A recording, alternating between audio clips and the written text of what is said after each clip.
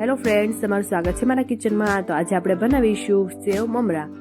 બાળકોને નાસ્તામાં આપી શકાય એવા સેવ મમરા આજે આપણે બનાવીશું। તો ચાલો બનાવીએ। તો તેના માટે મેં અહીંયા એક વાસણમાં 2 કપ જેટલો ચણાનો લોટ લીધેલો છે। તેમાં અડધી ચમચી હિંગ, અડધી ચમચી હળદર અને સ્વાદ પ્રમાણે મીઠું નાખીને બરાબર મિક્સ કરીશું અને 2 મોટી ચમચી જેટલું તેલ પણ નાખીશું અને સારી રીતે મિક્સ કરીશું અને થોડું થોડું પાણી નાખીને આપણે મીડિયમ એવો લોટ બાંધીશું।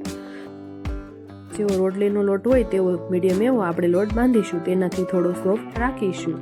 તો આ રીતે થોડું થોડું પાણી નાખીને આપણે લોટને બાંધી લઈશું અને સારી રીતે મસળી લઈશું।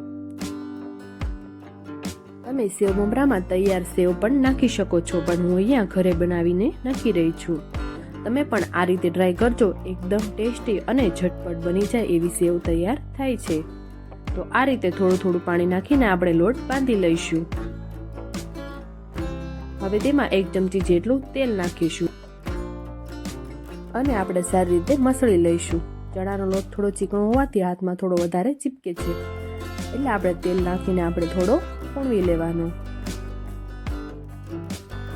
લોટ ઢીલો ન થઈ જાય એનું ધ્યાન રાખીશું। એકદમ મીડિયમ એવો લોટ આપણે બાંધીશું।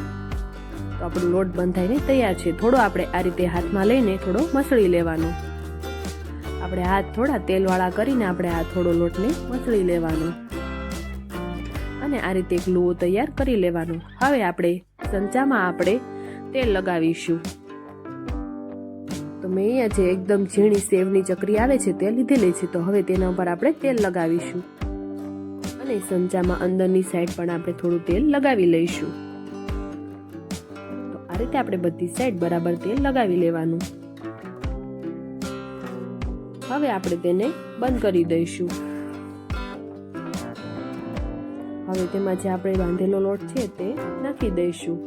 આ રીતે આપણે લુઓ તૈયાર કરીને લોટને નાખી દેવાનો અને મશીનનો જે ઉપરનો ભાગ હોય તેના ઉપર પણ થોડું તેલ લગાવીને આપણે બંધ કરી દઈશું।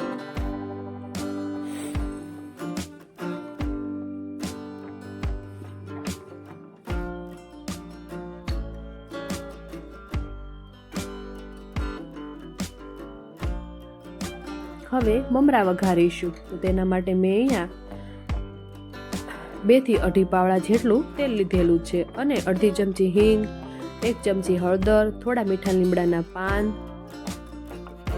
અને સ્વાદ પ્રમાણે મીઠું નાખીશું અને સારી રીતે મિક્સ કરીશું। આ સમયે આપણે ગેસની ફ્લેમ સ્લો જ રાખીશું અને હવે તરત જ તેમાં મમરા નાખી દઈશું। મેં અહીંયા 2 મોટા બાઉલ જેટલા મમરા લીધેલા છે। હવે તેને સારી રીતે મિક્સ કરીશું। આ સમયે આપણે ગેસની ફ્લેમ સ્લો જ રાખીશું અને તેને સતત હલાવતા રહીશું। મમરા ક્રિસ્પી થાય ત્યાં સુધી આપણે હલાવીશું।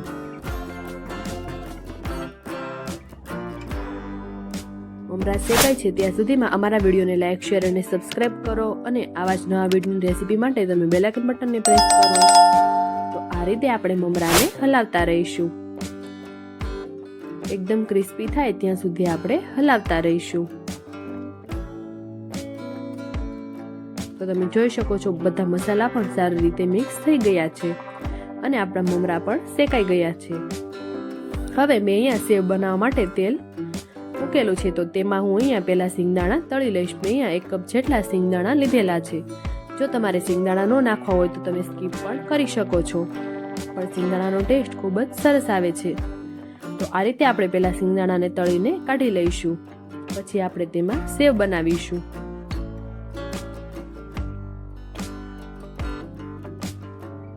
આ સમયે આપણે ગેસની ફ્લેમ સ્લો ટુ મીડિયમ જ રાખીશું। તો આ રીતે આપણે સિંગદાણાને તળી લઈશું।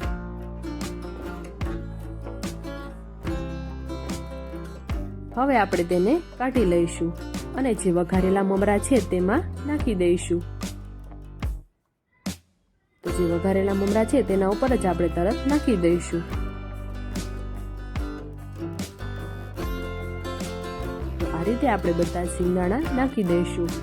હવે સેવ બનાવીશું। તો આ સમયે આપણે ગેસની ફ્લેમ સ્લો જ રાખીશું, કારણ કે તેલ થોડું વધારે ગરમ છે। તો આ રીતે 2 આટા આપણે પાડી લેવાના અને થોડું મશીનને હલાવવાનું, એટલે જે લોટ હોય તે નીચે પડી જાય। હવે આપણે થોડી વાર માટે થવા દઈશું। હવે તેની સાઈડ ચેન્જ કરી લઈશું। મેં અહીંયા 1 મિનિટ માટે થવા દીધું. હવે તેની સાઈડ ચેન્જ કરીને આપણે થોડી વાર માટે થવા દઈશું.